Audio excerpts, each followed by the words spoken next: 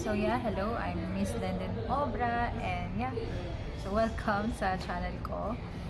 So yun, you can ask me different question and all of my social in TikTok, Instagram, YouTube, and in our Facebook page. So yan, start tayo. Bakit advantage ang criminology course bilang isang pre-law course? Okay, so sagutin natin yan.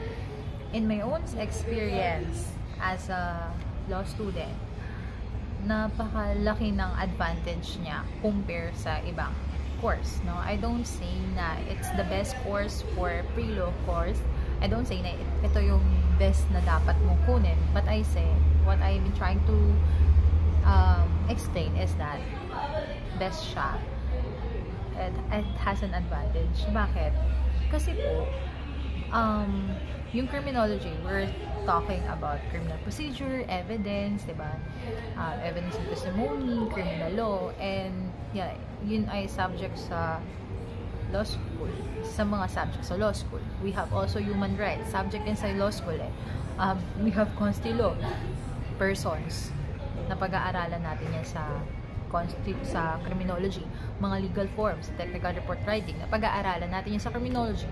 And then, ituturo yan sa law school in a deeper sense. So, hindi ka na parang first time mo palang narinig yun. So, ang mangyayari, narinig mo na siya before. So, most likely, makakasagot ka or kaya mong itawid yung recitation, kaya mong itawid yung subject kasi nga, narinig mo na siya. And then, ito pa, yung mismong method ng teaching.